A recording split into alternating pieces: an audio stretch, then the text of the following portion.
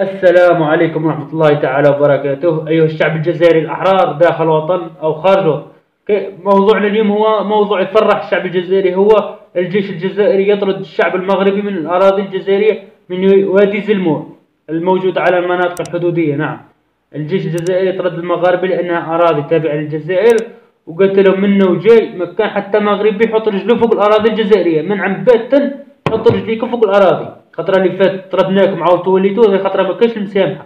تزيدوا تعاودوا ترجعوا نعتقلوكم والو. طردوهم من فيكيك وعند عندها عام طردوهم من فيكيك، والآن طردوهم من وادي الزلمو. قال لهم والو، ما تزيدوش كاع تحطوا رجليكم فوق الأراضي الجزائرية. الجيش الجزائري احنا ما نلعبوش، احنا تسبوا وديروا وتصنعوا، احنا نديروا في الواقع. نجو رفد كابتك وروح لبلادك، تاكلوا من الغله وتسبوا في المله. والو منا وجاي ما كان حتى مغربي يحط رجله فوق الاراضي الجزائريه. فهمتوا ولا ما فهمتوش؟ والان كيف سترد المغرب؟ المغرب لا ترد. كما تعرفوا بان المغرب لا ترد الا في المواقع. نفعل ونفعل، وهي في الحقيقه لا ترد ولا تستطيع ان تفعل شيء. نعم، تجي ترقد الحالة تعتمها قال ما صرا والو.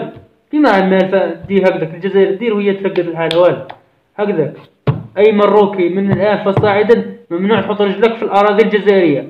فهمتوا يا الكلاب؟ والو، روحوا لملككم يوكلكم يا الكلاب. تاكلوا من الغلة وتسبوا في الملة. تخرجوا الأسعد الشرعي وثائق وما وثائق وخرائط. روحوا هذوك الخرائط غلوهم وشربوهم يا الكلاب.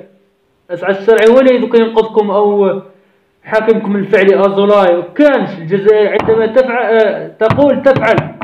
الجزائر في الواقع وماشي في المواقع وأقزام. الجزائر في الواقع. تحية الجزائر، المجد والخلود للشهداء الأبرار، والسلام عليكم ورحمة الله تعالى وبركاته.